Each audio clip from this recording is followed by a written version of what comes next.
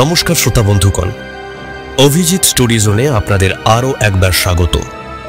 আজ আপনাদের জন্য একটি হাড় হিম করা গ্রাম বাংলার ভূতের গল্প, পোস্টমাস্টারের বিপদ। লেখক পরিচালনা আমি অভিজিৎ, গল্পের কথক এবং সূত্রধার আমি অভিজিৎ, পোস্টার ডিজাইন চিত্রায়ন, সমগ্র চরিত্র অভিনয়ে আমি অভিজিৎ। গল্প ভালো লাগলে অবশ্যই লাইক, শেয়ার এবং কমেন্ট করবেন এবং চ্যানেলটিকে সাবস্ক্রাইব করে পাশে থাকবেন। শুরু করছি আজকের গল্প, পোস্টমাস্টারের বিপদ।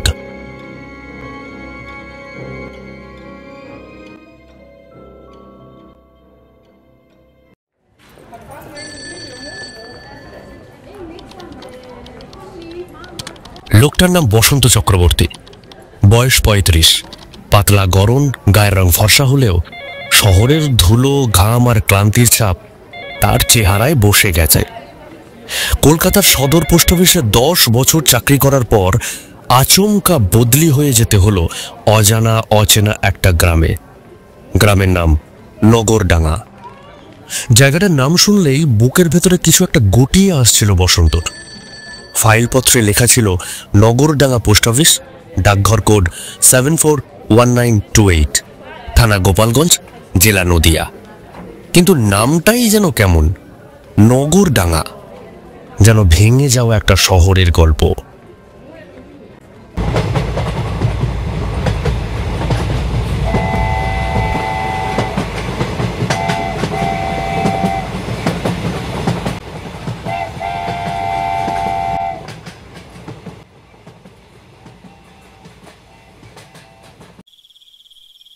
স্টেশনে নামার সময় সন্ধ্যা নেমেছে। ট্রেনটা থামল কুকড়ে যাওয়া একটা প্ল্যাটফর্মে। নামটা প্রায় মুছেই গেছে। সাইনবোর্ডে অন্ধকারের ভেতরে বোঝা গেল লেখা আছে নগরডাঙ্গা। চারিদিক শুনশান। ট্রেনটা হুইসেল দিয়ে চলে গেল, আর সেই শব্দ মিলিয়ে যেতে না যেতেই একটা ভৌতিক নিস্তব্ধতা ছড়িয়ে পড়ল গোটা প্ল্যাটফর্ম জুড়ে। প্ল্যাটফর্মে মাত্র দুটো কুয়াশায় ঢাকা গ্যাস লাইট জ্বলছিল, তাও আবার কাঁপতে কাঁপতে। একটা ভাঙা বেঞ্চিতে একটা বিড়াল বসেছিল, চোখটা জ্বলছিল সবুজ আলোয়। ওই দিকটা একটা ভাঙা চায়ের দোকান, দরজায় তালা ঝুলছে। পেছন দিকে ঘুরে দেখল বসন্ত, পুরনো ইটের স্টেশন বিল্ডিংটা অনেকটা ধ্বংসস্তূপের মতো দাঁড়িয়ে আছে। জানালায় কাজ নেই, দরজা হেলে পড়েছে, আর ছাদের কোনায় এক গাদা বাদুড় উল্টো হয়ে ঝুলছে। স্টেশন মাস্টার তো দূরের কথা, একজন মানুষও নেই গোটা স্টেশন চত্বর জুড়ে। একটা হিম হিম হাওয়া হঠাৎ পেছন থেকে তার ঘাড়ে এসে লাগলো। তাতে বসন্তর গোটা শরীরটা কেঁপে উঠল। বুকে কাগজে মোড়া কলকাতা থেকে পাঠানো সরকারি নির্দেশনামা, আর এক ব্যাগ জামা কাপড়, আর কিছুই নেই তার সঙ্গে। কিন্তু মনে হচ্ছিল স্টেশনে নামার পর থেকে সে একা নেই। একটা তালপাতার পাখার মতো শব্দ হলো মাথার ওপর দিয়ে। একটা বড় পেঁচা গাছ থেকে উড়ে গেল। স্টেশনের ঠিক পাশ দিয়ে একটা পিচের রাস্তা চলে গেছে গ্রামের দিকে। সেই দিকটাই এখন ভরসা। কিন্তু বসন্ত কিছুক্ষণ দাঁড়িয়ে রইল, কারণ তার মনে হলো প্ল্যাটফর্মের শেষ মাথায় একটা ছায়া নড়ে উঠল। কে যেন দাঁড়িয়েছিল, খুব ধীরে ধীরে মাথা কাত করছিল তার দিকে। বসন্ত পায়ের দিকে তাকিয়ে দেখল তার জুতো জোড়া হঠাৎ যেন মাটিতে আটকে গেছে। চারপাশের নীরবতা যেন তার বুকের ওপর চেপে বসেছে।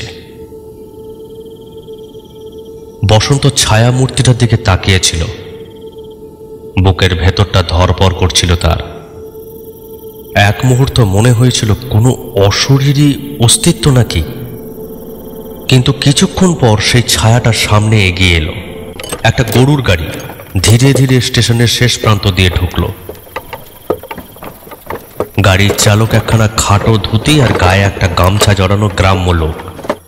এক পাটি দাঁত বার করে হাসলো এবং বলল, এই যে বাবু, আপনি কি বসন্ত বাবু নাকি?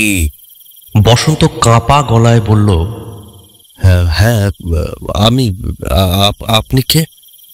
লোকটা হাত জোর করে প্রণাম করল।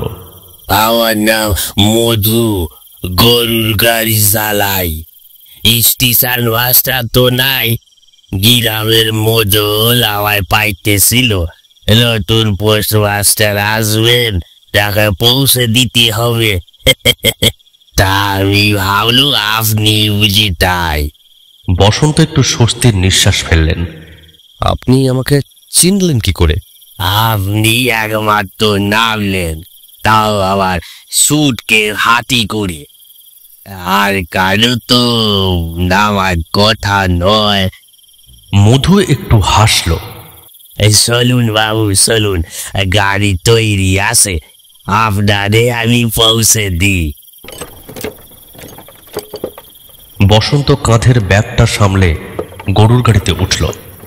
দুপাশে বাঁশ আর খড়ের বেড়া দেওয়া গাড়িটা পুরনো হলেও ভেতরটা মোটা চট দিয়ে বেছানো। গরুগুলো ঢলঢলে চোখে কেমন অলসভাবে তাকিয়েছিল।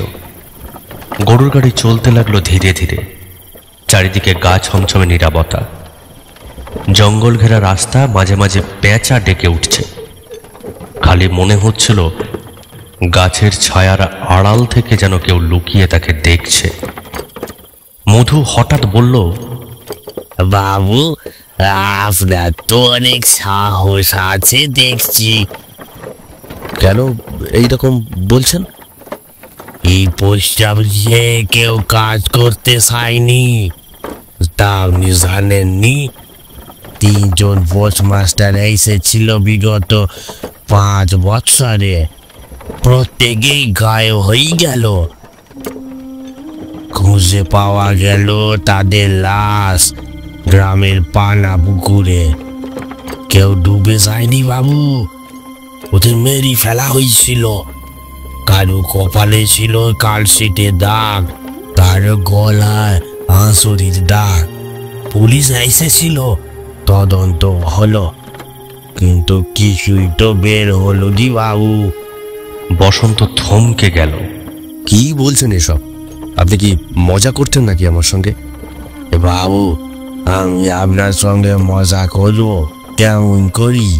আমি মজা করা তো লোক নয় বাবু।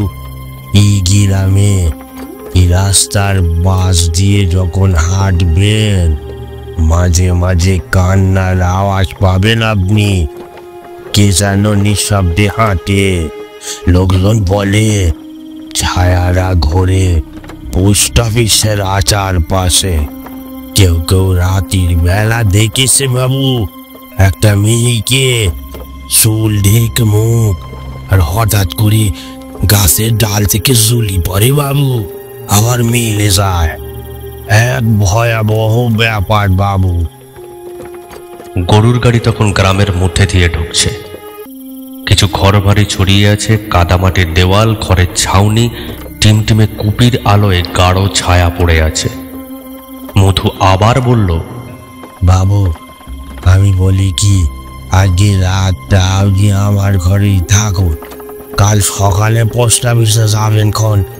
ও বাড়িটা ভালো নয় বাবু, ও বাড়িতে রাত কাটানো মানে বিপদকে ডেকে আনা বাবু। দেখুন মধু, আমি সরকারি কর্মচারী, এখানে আমার পোস্টিং হয়েছে, আর এখানে আমাকে যেতেই হবে। ভয় করে তো আর কাজ হয় না, তাই না? এই পোস্ট অফিসেই আপনি আমাকে নামিয়ে দিন। মধু একটা দীর্ঘশ্বাস ফেলল। আপনি জানেননি আপনি কি বিপদের মধ্যে দিয়ে এগোচ্ছেন বাবু, আপনি জানেননি। এই গ্রামে আর একটা ব্যাপার মাঝে মাঝে হয় বাবু, গ্রামের মেয়েরা বউরা হঠাৎ করেই যেন কোথায় গায়েব হয়ে যায়, খুঁজেই পাওয়া যায় না। পুলিশও পারেনি কিছু করতে।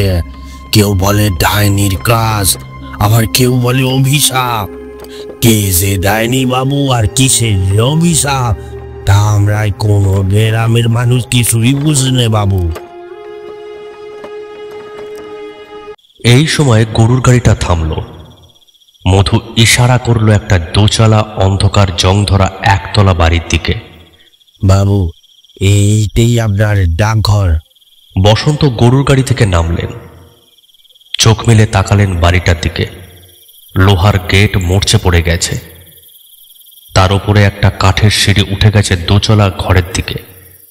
জানালাগুলো খোলা, কাঁচ ভাঙা, আর ভেতর থেকে কেমন একটা গন্ধ আসছে, সোঁতা, পুরনো আর পচা গন্ধ। মধু শেষবার বলল, বাবু, আপনি চাইলে আমি আজ রাতটুকু আপনার পাশে থাকি। একা থাকবেন কেন? বসন্ত কাঁধে ব্যাগটা ঝুলিয়ে দৃঢ় কণ্ঠে বললেন, না না, আমি ঠিক আছি। কাল সকালে অফিস শুরু করতে হবে, আর ভয় করলে তো চাকরিটাই করা যাবে না। না, মধু ধীরে ধীরে গরুর গাড়ি ঘোরাতে ঘোরাতে বলল, ভয় না করলেও মৃত্যুকে যে ঠিকানো যায় না বাবু। যদি কোনো ছায়া ঘরে এই বাড়িতে, তবে তার জন্য শক্ত মনের দরকার হয়। সাবধানে থাকবেন, কেমন? এই বলে মধু গাড়ি হাঁকিয়ে অন্ধকারে মিলিয়ে গেল। বসন্ত একা দাঁড়িয়ে রইলেন পোস্ট অফিসের সামনে। চারিদিক যেন সময় থমকে গেছে। হাওয়া বইছে অদ্ভুত একটা শব্দ তুলে।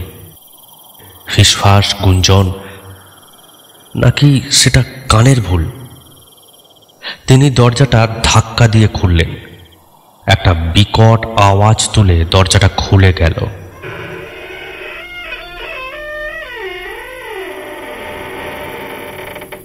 ভেতরে এক টুকরো অন্ধকার। একটা মোমবাতি জ্বালালেন পকেট থেকে দেশলাই বার করে।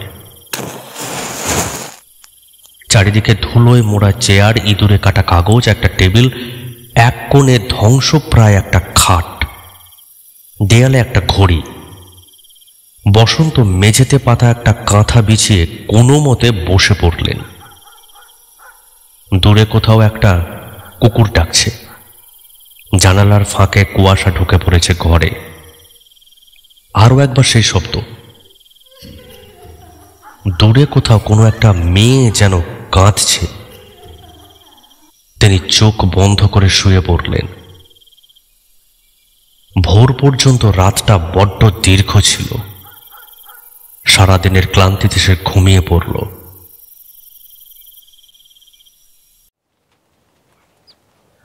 ঘুম যখন ভাঙল তখন ঘড়ির কাঁটায় 6টা বাজে। বাইরে একটা মোরগ ডেকে উঠল। ধীরে ধীরে রাতের অন্ধকার পাতলা হয়ে উঠল, আর তার সাথে সাথেই বাতাসের কাঁপনটাও যেন থেমে গেল। বসন্তের ঘুম ভাঙতে কিছুক্ষণের জন্য নিজেকে ঠিক বুঝে উঠতে পারছিল না। চারিদিকে নিস্তব্ধতা, তবু সেই আতঙ্কটা আর নেই। জানালার ফাঁক দিয়ে দেখতে পেল সামনের তালগাছটার মাথায় রোদ এসে পড়েছে। কুয়াশা কেটে গিয়ে চারপাশ যেন এক অন্য রঙে ভরে উঠেছে। একটা চেনা অচেনা পাখির ডাক, নারকেল গাছে বাতাসের শব্দ, আর দূরে কোথাও একটা বাচ্চার হাসির আওয়াজ। রাতের ভয় যেন কোথায় চলে গেছে। সে দরজা খুলে বাইরে বেরোলো। ডাকঘরের পেছনে একটা পুরনো টিউবওয়েল। সে তাতে মুখ হাত পা ধুয়ে নিল। মুখে ঠান্ডা জলের ঝাপটা দিল এবং নিজেকে ফ্রেশ করল। শরীর জুড়ে প্রশান্তি নেমে এলো। তারপর রাস্তায় বেরিয়ে চায়ের খোঁজে গেল। ডাকঘর থেকে প্রায় 100 গজ দূরে একটা ছোট্ট চায়ের দোকান। তালপাতার ছাউনি দেয়া বাঁশের খুঁটি, সামনে দুটো বেঞ্চ, তাতে এক পাশে পঞ্চায়েতের অফিসের বাবুরা হয়তো বসে চা খাচ্ছে, আর এক পাশে গ্রামের কিছু মানুষ। চায়ের হাঁড়ি থেকে ধোঁয়া বেরোচ্ছে। গরম গরম চা ঢালছেন এক বুড়ো। গায়ের রং তামাটে, মাথায় টাক, গালের চামড়া ঝুলে পড়েছে, কিন্তু চোখ দুটো খুব ধারালো। পরনে গামছা, গায়ে গেঞ্জি, একটা ধুতি। তার নাম রতন খুড়ো। বসন্ত এসে সামনে দাঁড়াতেই খুড়ো চোখ সরু করে বললেন, আপনি নতুন পোস্টমাস্টার নাকি? হ্যাঁ, তবে আপনি কিভাবে জানলেন? জানতে হয় বাবু, জানতে হয়। এই গ্রামে নতুন লোক এলেই বাতাসে গন্ধ ছড়ায়। আমি 85 বছর বয়সেও বুঝতে পারি কে আপন কে পর। খুড়ো একটা কাঁচের গ্লাসে চা ঢেলে দিয়ে এগিয়ে দিলেন। এই নিন নগর ডাঙার চা, ভয় পেলেও শরীর জুড়িয়ে যাবে। বসন্ত চা হাতে নিয়ে বসলেন। একটু চুপ থেকে বললেন, আপনার সঙ্গে কিছু কথা বলতে চাই। বলেন বাবু, আমার মনে অনেক সময়ের কথা জমে আছে। আসলে গতকাল রাত্রে যখন ডাকঘরে গেলাম তখন এক অদ্ভুত পরিবেশ, এক ধরনের চাপা ভয় কাজ করছিল। এরপর মধু মানে গরুর গাড়ির চালক, আপনাদেরই গ্রামের, নিশ্চয়ই চেনেন, সে বলল আগের পোস্টমাস্টাররা নাকি মারা গেছেন, মানে খুন হয়েছে। কি ঘটছে বলতে পারবেন? রতন খুড়ো চুপ করে গেল কিছুক্ষণ। তারপর একটা লম্বা নিঃশ্বাস ফেলে বললেন, হ্যাঁ, মধুকে চিনবো না কেন? ওই তো কাটা মিলের ধারে থাকে। ওই বাড়িটা আগে ছিল জমিদারের দফতর, পরে তা হয়েছে ডাকঘর। এখানে প্রথম যে পোস্ট মাস্টার এসেছিল তাকে কেমন যেন লোকালয়ে দেখা যেত না। একদিন নিখোঁজ হলো, পরে পানা পুকুরে পাওয়া গেল তার লাশ, চোখ খোলা, মুখ ভয়ানক ছাপ। তারপর দ্বিতীয় জন, তারপর তৃতীয় জন। 3 জন সবাই? হ্যাঁ, এক একজনকে এক এক রকম ভাবে, কেউ গলায় দড়ি দিয়ে, কেউ ডুবিয়ে, কারো গলায় আঁচড়ের দাগ। অথচ কেউ কিন্তু আত্মহত্যাও করেনি। পুলিশ এসেছিল, তারাই বলেছে। বসন্তর হাতের গ্লাসটা হালকা কেঁপে উঠল। রতন খুড়ো চা ঢালতে ঢালতে আবার বললেন, শুধু ওটাই না, এই গ্রামে মাঝে মাঝে মেয়েরা গায়েব হয়ে যায়। হঠাৎ করে তারা কি পালায় না অপহরণ, নাকি কোনো অভিশাপ, কেউ বলতে পারেনি। আজও অনেকে বলে রাতে নারী কণ্ঠের হাহাকার শোনা যায় পুকুর পাড়ে বা তাল গাছের নিচে, যেন কেউ সাহায্য চাইতে, আর কান্নার শব্দ আসে। আমি বলি কি, সারাদিন আপনি কাজ করুন ওখানে, কিন্তু রাত্রে থাকবেন না। চাইলে আমার বাড়িতে এসে থাকতে পারেন, আমি একা মানুষ। বসন্ত চুপ করে শুনছিল। তারপর ধীরে ধীরে বলল, আপনি বলছেন আমি ডাকঘরে না থাকি রাত্রে? না বাবু, আমি বলি একান্তই যদি আমার বাড়ি না থাকতে চান, আপনি কলকাতায় চলে যান। এই গ্রামে আপনার জন্য নয়, বেঁচে থাকলেই অনেক কাজকর্ম হবে। বসন্ত গা ঝাড়া দিয়ে উঠে দাঁড়ালো। আপনাদের কথা বিশ্বাস করি, কিন্তু আমি দায়িত্ব নিতে এসেছি, কাজ করতে এসেছি, আর একটা রাত কাটিয়েও ফেলেছি ডাকঘরে, আর আজকের রাতটাও ঠিকঠাক পার হয়ে যাব। রতন খুড়ো আর কিছু বলল না। তার চোখে কেমন এক ক্লান্তি, অথচ অভিশপ্ত দৃষ্টি। বসন্ত ধীরে ধীরে ফিরে এলো ডাকঘরে। ডাকঘরের পাশে টিউবওয়েল। দাঁড়িয়ে সেখানে ভালো করে চান করল। শরীর মন ফুরফুরে লাগলো। কিন্তু সে ঘরে ফিরে এসে দেখল একজন মধ্যবয়স্ক লোক চেয়ার টেনে বসে আছে। বসন্ত দেখে চমকে উঠল। আপনি কে? লোকটা দাঁড়িয়ে সোজা হয়ে প্রণাম করল।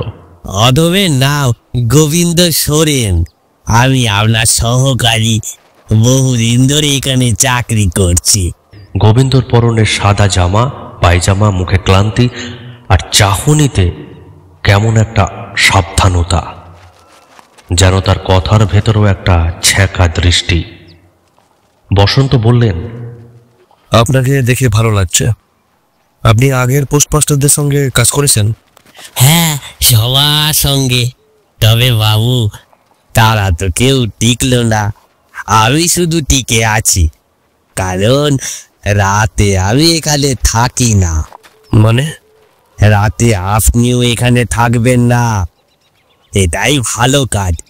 কাজে থাকুন, রাত্রে চলে যান, ঠিক আছে?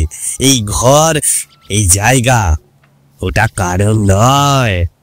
বসন্ত একটু কড়া গলায় বললেন, আমি ভয় পাই না গোবিন্দ, আমি এখানেই থাকবো। গোবিন্দর মুখে চাপা একটা অস্বস্তি দেখা গেল।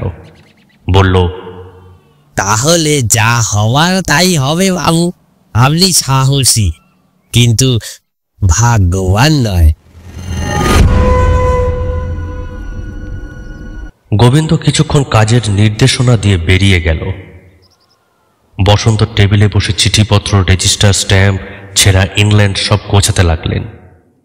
পুরনো কাঠের আলমারি খুঁড়ে ধুলো জমা কিছু নথি বার করলেন। বসন্ত সেটাকে সরিয়ে রাখল। দুপুর গড়িয়ে এলো। খোলা জানালা দিয়ে সূর্য ঢুকছে। মনে হচ্ছিল আলোয় সব ঠিক আছে। দুপুর গড়িয়ে বিকেল। সারা দিনের কাজ সেরে বসন্ত ডাকঘরের সামনে এসে দাঁড়ালো। রোদটা কেমন ঝিমিয়ে পড়েছে। পাশে একটা পুরনো আম গাছ, তার ডালে অনেকগুলো পাখি ঘরে ফিরছে। ঝিঝি পোকার ডাক এক টানা ঝুলছে। একটা অপার্থিব প্রশান্তি নামছে সমস্ত গ্রাম জুড়ে। দূরে বাচ্চারা খেলছে। সামনের চায়ের দোকানটা গুটিয়ে নিচ্ছেন রতন খুড়ো। ডালপাতার ছাউনিটা নামাচ্ছেন। টিনের কেটলি ঠান্ডা হচ্ছে। বসন্ত ধীরে ধীরে এগিয়ে যায় দোকানদারের দিকে। খুড়ো তাকিয়ে হেসে বলে, কি আসতো দিনভর একা একাই ডাকঘরে ছিলেন, এখন আবার এখানে রাস কাটাবেন বুঝি? জায়গাটা একটু অভ্যস্ত হয়ে নিতে হবে তো। সাবধানে থাকবেন বাবু, রাতে যদি কিছু হয়। আরে না না, কিছু হবে না। সঙ্গে একটা স্টোভ আছে, ওতেই ভাত চড়িয়ে দেব, খেয়ে নেব। যদি কিছু হয় আমার বাড়ি কিন্তু এখানেই, এই রাস্তাটা ধরেই ডান দিকে, দরজাটা খোলা রাখবো। ধন্যবাদ খুড়ো। খুড়ো তারপর ঝাঁপ ফেলে হাঁটা দেয় বাড়ির দিকে। বসন্ত আবার ডাকঘরে ফিরে আসে। হ্যারিকেন জ্বালায়। সেই হালকা সোদা গন্ধ। কাঁচের ভেতর দিয়ে তেলের আলো চারিদিকে ছড়িয়ে পড়ে। সে টেবিলের ওপর ডায়েরি খুলে বসে। সারাদিনের কাজের খরচা, কিছু বিলি করা খাম, সব কিছু সে লিখে নিচ্ছিল ডায়েরিতে। এইভাবে তার সময় পেরিয়ে গেল। রাত প্রায় 10টা। বাইরের কুকুরগুলো ঘেউ ঘেউ করছে। আর ঠিক তখনই বসন্ত বাবু, বসন্ত বাবু। একটা কণ্ঠস্বর, পরিচিত কিন্তু আচমকা। সে উঠে দাঁড়িয়ে বাইরে গেল। আলো ফেলতে দেখতে পেল মধু। তার হাতে একটা গামছায় কিছু মোড়া। আপনি এত রাত্রে এখানে? আসলে ভাবলাম আপনি একা আছেন, কিছু খেয়ে নেবেন তো। আমার বাড়ির ভাত, আলু ভাজা আর ঘি। আরে আরে আরে, তুমি এত কষ্ট করতে গেলে কেন? আপনি তো গ্রামের অতিথি, আর এখানে দিয়ে যাওয়ার পর থেকে একবারও আপনার খোঁজ নেওয়া হয়নি। তাই কি খাবেন, একা মানুষ, অচেনা জায়গা, গরিবের বাড়িতে যা জুটলো তাই নিয়ে এলুম। বসন্ত একটু হাসলো। আসো আসো, ভেতরে আসো, ভেতরে আসো। গামছাটা দাও। বাবু আপনি খেয়ে নিন, আমি যাই। আপনি খাবেন, তারপর শুয়ে পড়বেন, আর দরজাটা ঠিক মতো আটকে রাখবেন। এই বলে মধু চলে গেল। বসন্ত গামছা খুলে দেখল হাতে ছোঁয়া মাত্র উষ্ণতা টের পেল। সত্যি ভাত, আলু ভাজা আর 1 চামচ ঘি।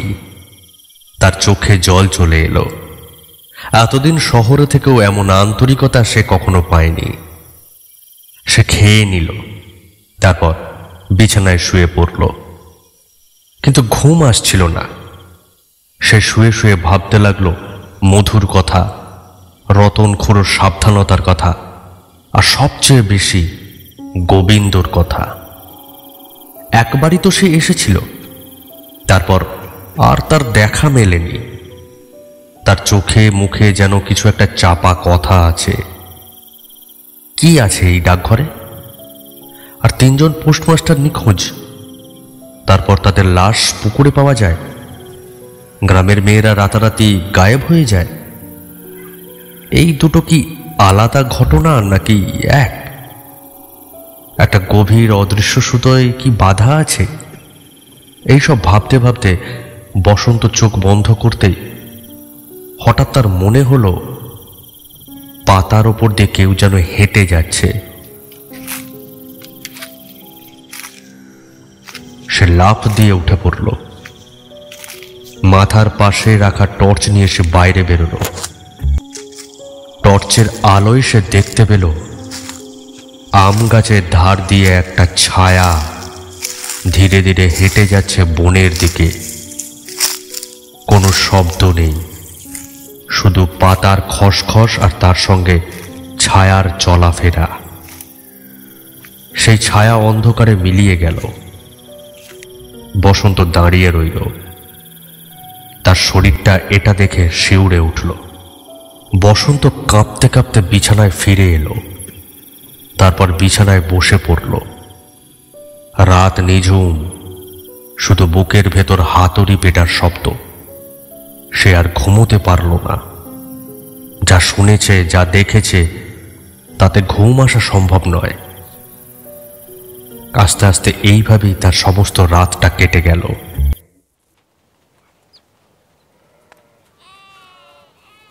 সূর্যের প্রথম আলো আসতেই বসন্ত ছুটে যায় রতন খুড়োর চায়ের দোকানে।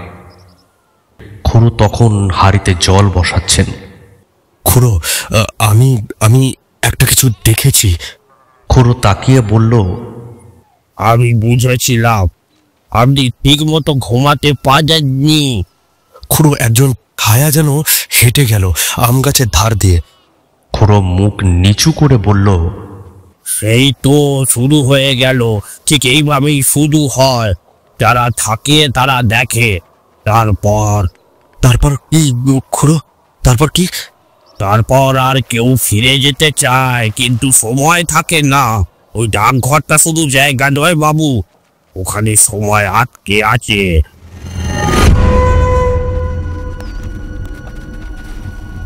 সকালটা কেটে যায়। সে ডাকঘরে ফিরে কাজ করতে থাকে।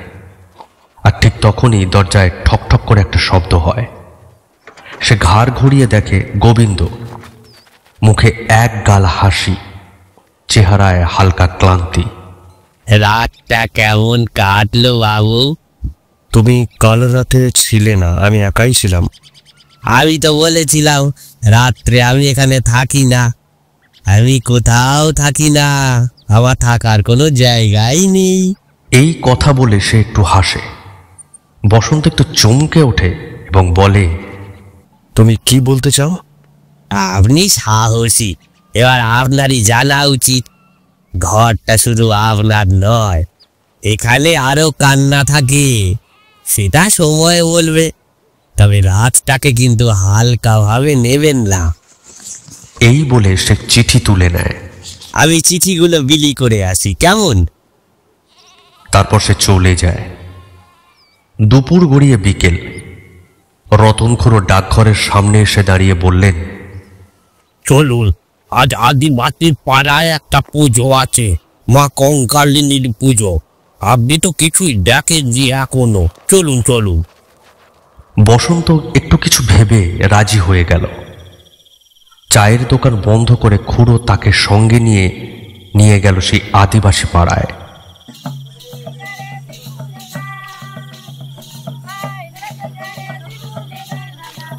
ছোট্ট একটা আদিবাসী পাড়া। বাঁশ, খড়ের ঘর, আলপনা করা উঠান, মাঝখানে কাঠ ঘাসের চুলোয় ধূপ জ্বলছে, ধোঁয়া উঠছে, চারপাশে মাদল বাজছে আর মেয়েরা নাচছে। মুখে আলপনার মতো সাদা আঁকিবুকি, হাতে শোলা ফুল। এক বিশাল বাঁশের গায়ে বাঁধা মা কঙ্কালিনীর কাঠের মুখোশ। লাল জিভ বেরিয়ে আছে, চোখগুলো সাদা। পাশের চুল্লিতে জ্বলছে আগুন। পুরোহিত আগুনে কিছু জিনিস ছুঁড়ে দিচ্ছে, ধোঁয়ার গন্ধে মাথা চড়ছে। পুজো দেখে ফেরার সময় বসন্ত হঠাৎ জিজ্ঞাসা করে, খুড়ো, গোবিন্দ কেমন লোক? মানে কোথায় থাকে? এ কেমন করে বলি? গোবিন্দর ঘরদোর নেই, পরিবারেও সেই রকম কেউ নেই। আছে শুধু দূর সম্পর্কের একজন বামরা ভাগ্নি, আর কেউ নেই।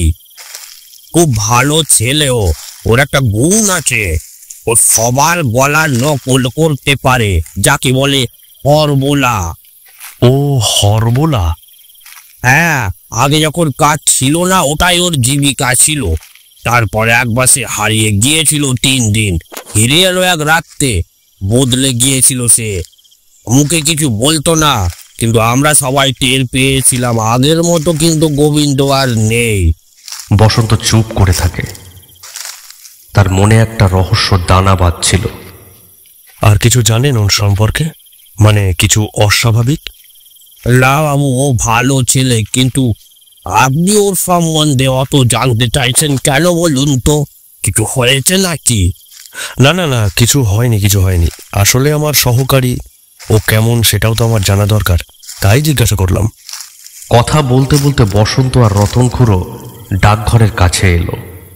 তখন অনেকটা রাত হয়ে গেছে, চারিদিকে নিস্তব্ধতা ছেয়ে আছে।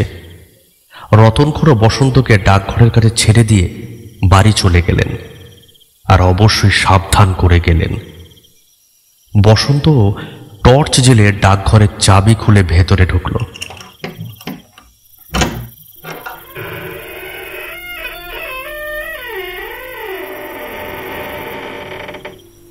অনেকটা রাত হয়ে যাওয়াতে আর কিছুই তার খেতে ইচ্ছে করলো না।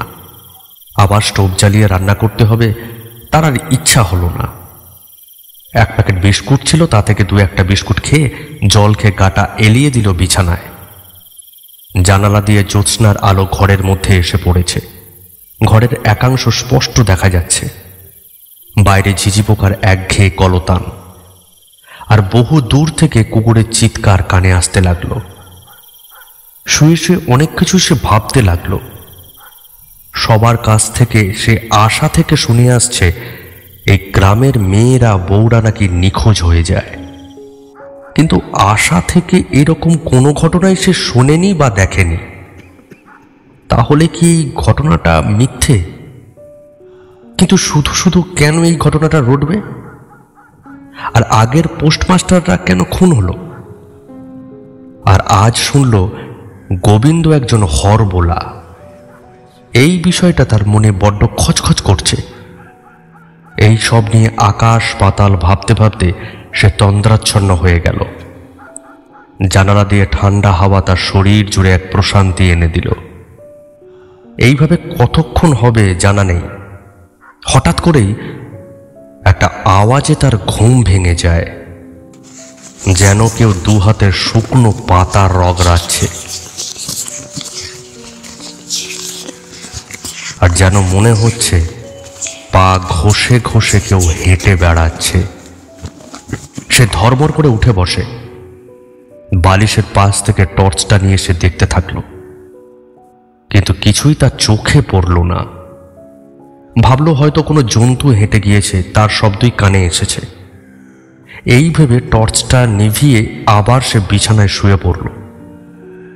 বিছানায় গা ঠাকানোর সাথে সাথে আবার একটা শব্দ তার কানে এলো। একটা দড়ি দিয়ে কোনো ভারী বস্তুকে ওপর থেকে ঝুলিয়ে দোল দিয়ে দিলে যেমন ক্যাচ ক্যাচ আওয়াজ হয়, ঠিক সেই রকম।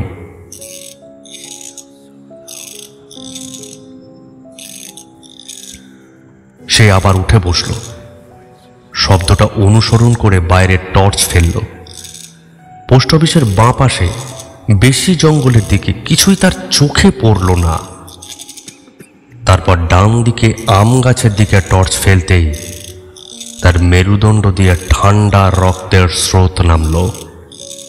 সে দেখল আম গাছের একটা ডাল থেকে একটা লম্বা মানুষ গলায় দড়ি দিয়ে ঝুলছে, আর মরাটা ওই গলায় দড়ি থাকা অবস্থায় গাছের ডালে দুলছে। তারই ক্যাচ ক্যাচ আওয়াজ তার কানে আসছে। মরাটা জিভ বেরিয়ে আছে, ঘাড়টা এক পাশে কাত হয়ে আছে, আর ঠোঁটের কোণ থেকে ফোঁটা ফোঁটা কাঁচা রক্ত মাটিতে পড়ছে। এটা দেখে তার হাত থেকে টর্চটা পড়ে গেল। চারিদিকে বন জঙ্গল, রাতচরা পাখির ডাক, আর তার সামনে আম গাছ থেকে একটা মানুষ গলায় দড়ি দিয়ে ঝুলছে। তার ক্যাচ ক্যাচ আওয়াজ বসন্তর কান যেন ফাটিয়ে দিচ্ছে। জানালা তাড়াতাড়ি বন্ধ করে দিয়ে কাঁপতে কাঁপতে সে বিছানায় ফিরে এসে বসল। যা দেখল তারপর তার ঘুম আসা অসম্ভব। বাইরে পৈশাচিক শব্দ আর ভেতরে বসন্তর ওই নিঃসঙ্গ নির্ঝুম রাতে প্রাণ বেরিয়ে যাওয়ার উপক্রম। রাত বাড়তে লাগলো। বসন্ত বিছানায় বসে ঠক ঠক করে কাঁপতে লাগলো। আস্তে আস্তে ক্যাচ ক্যাচ শব্দটাও কমতে লাগলো। কিন্তু বসন্ত স্বাভাবিক হতে পারল না। সে অপেক্ষা করতে লাগলো সকালের জন্য। সকাল হলে এখানে আর এক মুহূর্তও নয়। কাঁপতে কাঁপতে সারা রাত বিছানায় বসে সে কাটিয়ে দিল।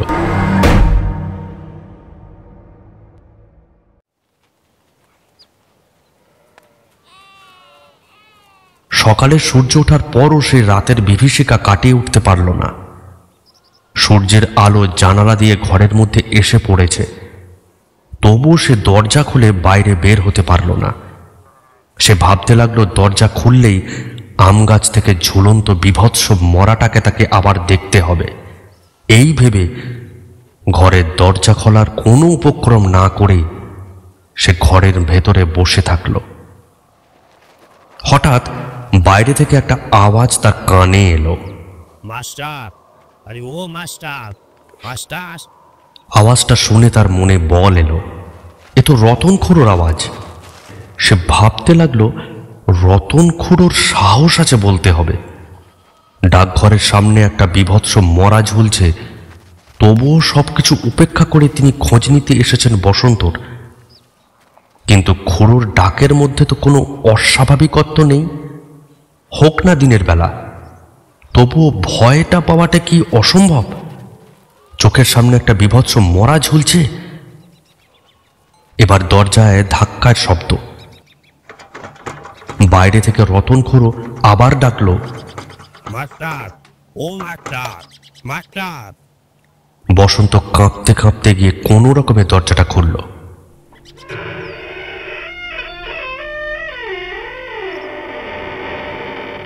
কি হলো মাস্টার, এত বেলা হলো, এত ডাকছি, ঘুমিয়ে পড়েছিলেন নাকি?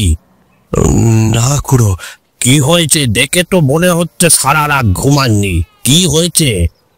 আপনি বাইরে কিছু দেখেননি? কি দেখবো? মানে অস্বাভাবিক কিছু। অস্বাভাবিক মানে কোনো মরা? মরা কই না।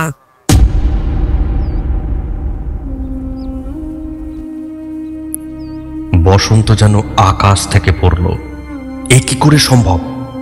একটা আস্ত ঝুলন্ত মরা, রতন খুড়ো সেটা দেখতে পাইনি। এটা কি করে হয়? কি বলছেন আপনি? আম গাছ থেকে একটা মরা ঝুলছে, আপনি দেখতে পাচ্ছেন না? কি বলছেন আপনি? মরা আম গাছ থেকে ঝুলছে? কই না তো। মানে আপনি কি বলছেন? একটা মরা ঝুলছে আর আপনি দেখতে পাচ্ছেন না? আপনি কোনো দুঃস্বপ্ন দেখেছেন? কিছুই তো নেই। আপনি বাইরে আসুন, বাইরে আসুন, বাইরে এসে দেখুন, এখানে কিছুই নেই। রতন খুড়োর কথায় বিশ্বাস করে বসন্ত ঘরের বাইরে এসে দেখল সত্যিই কিছু নেই। মরা তো দূরের কথা, দড়ি পর্যন্ত নেই। একটা ছাগল আম গাছের কাছে ঘাস চিবোচ্ছে। বসন্ত অবাক হয়ে তাকিয়ে থাকে গাছটার দিকে, আর রাতের বিভীষিকার সাথে তার কোনো মিল পায় না। সে থ হয়ে দাঁড়িয়ে যায়। রতন খুড়ো বললেন, কি হয়েছে বলুন তো? দেখে তো মনে হচ্ছে সারা রাত ঘুমাননি। আপনি আসুন আমার সঙ্গে আমার দোকানে, জল খান, মুখে চোখে জল দিন, চা খান, তারপর বলবেন কি হয়েছে। আপনি এত ভয় আছেন কেন? আসুন আসুন। রতন খুড়োর পিছন পিছন বসন্ত যেতে থাকে। আম গাছটা পেরিয়ে যাওয়ার সময় তাকিয়ে দেখতে থাকে গাছটার দিকে। কোনো অস্বাভাবিকত্ব তার চোখেই পড়ে না। তারপর গিয়ে বসে রতন খুড়োর সাথে তার দোকানে। জল দিয়ে ভালো করে মুখে চোখে জল দেয়, ঘাড়ে জল দেয়। রতন খুড়ো এক ভাঁড় চা বসন্তের দিকে এগিয়ে দেয়। বসন্ত চায়ে চুমুক দেয়। তারপর রতন খুড়ো বলে, মাস্টার কি হয়েছে বলুন তো? মরা আম গাছ এসব কি বলছিলেন? আর এত ভয় পেয়ে আছেন কেন? গত রাতে আপনি চলে যাওয়ার পর আমি রাতে ঘরে ঢুকে যাই এবং শুয়ে পড়ি। তারপর মাঝরাতে ঘরের বাইরে কারো হাঁটার শব্দ পাই। উঠে দেখলাম কিছুই নেই। আবার এসে বিছানায় এসে বসে পড়ি। হঠাৎ হঠাৎ একটা ক্যাচ ক্যাচ আওয়াজ শুনি। জানালা দিয়ে আলো ফেলে দেখি সামনের যে আম গাছটা দেখছেন তার ডাল থেকে একটা লম্বা লোক গলায় দড়ি দিয়ে ঝুলছে।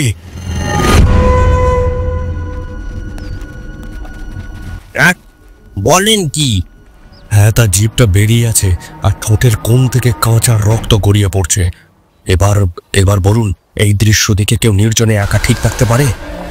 আরো আশ্চর্য হলাম সকালবেলায় আপনি যখন এসে দরজা ধাক্কালেন এবং দরজা খোলার পর আপনি বললেন যে অস্বাভাবিক কিছু আপনি দেখেননি। আপনার মুখে এই কথা শুনে আমি আকাশ থেকে পড়লাম। এটা কি করে সম্ভব? রাতে আমি যেটা দেখেছি এটা দিনের বেলাতে এত পরিষ্কার হওয়া কি করে সম্ভব? খুড়ো, আমার মাথায় কিছু আসছে না। দেখুন মাস্টার, আমি বলি কি, আপনি এখানে কাজের সূত্রে এসেছেন, কাজ করুন দিনের বেলা, কিন্তু সন্ধ্যের পর আমি যখন বাড়ি যাই দোকান বন্ধ করে, আমার সাথে আপনি বাড়ি চলুন, এখানেই থাকুন। জীবনটা বাঁচলে তবেই না কাজ করতে পারবেন। আপনার কথা সত্যি, আমি নিজেও কিছু বুঝতে পারছি না। রাতের বেলায় যে বিভীষিকা আপনার চোখের সামনে ফুটে উঠল সেটা দিনের বেলাতে কি করে অদৃশ্য হয়ে যেতে পারে? আমি তো সেটাই ভাবছি খুড়ো। ঠিক আছে, আপনি এখন কাজে যান, আমি তো দোকান খোলা রাখছি। দুপুরে আমি একবার করে বাড়িতে যাই, আজকে আর যাব না। আমার বাড়িতে তো কেউ নেই, আমি একা মানুষ। একেবারে সন্ধেবেলায় আপনার সঙ্গে ডাকঘরে তালা দেবেন, আমি দোকান বন্ধ করে আমার সাথে আপনি বাড়ি যাবেন। আচ্ছা, তাই হবে। সত্যি বলতে কালকে রাতের পর আমারও আর থাকার ইচ্ছা নেই, সাহসী ঠিক কুলাচ্ছে না। এখন আমি যাই, নিজের কাজ করি। আপনি নিজের কাজ করুন, আমি তো এখানে রইলাম। এরপর বসন্ত চায়ের দোকান থেকে উঠে ডাকঘরের দিকে অগ্রসর হলো। রাতের বিভীষিকার কথা তার মন থেকে মুছে যায়নি। তার পা যেন ডাকঘরের দিকে এগোচ্ছিল না।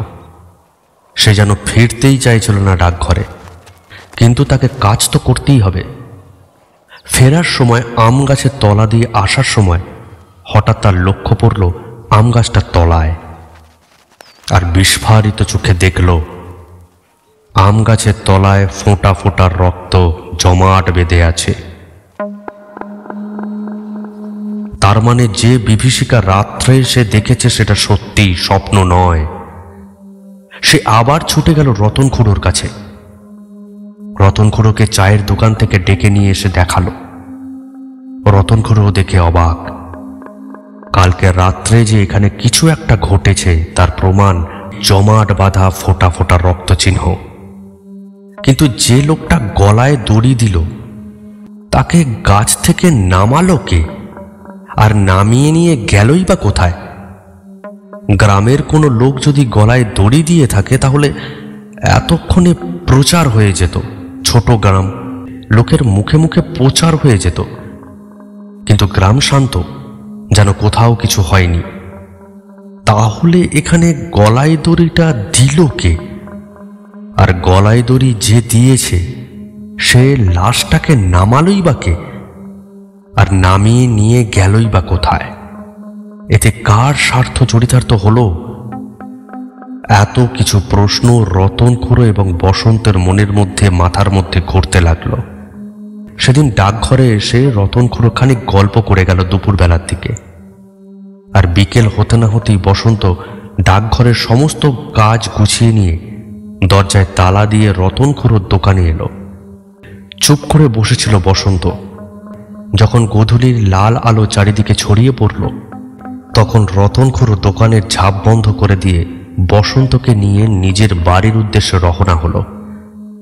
যাবার সময় দুজনেই একবার করে ডাকঘরটা এবং আম গাছটা ভালো করে দেখে নিল। তখন অন্ধকার ছড়িয়ে পড়ছে চারিদিকে, জঙ্গল থেকে ঝিঝি পোকার আওয়াজ উঠছে, আর যেন ডাকঘরটা এবং আম গাছের চারিদিকের পরিবেশটা আরো বেশি ভয়ানক বলে মনে হচ্ছে তাদের। বসন্ত এবং রতন খুড়ো রাস্তা দিয়ে আসছিল। অনেক কথা খুড়ো বলছিল, কিন্তু বসন্তর মুখ দিয়ে টুঁ শব্দটি বের হচ্ছিল না। যেন কালকের রাত্রের বিভীষিকা তার মন থেকে সে ছড়াতেই পারছে না।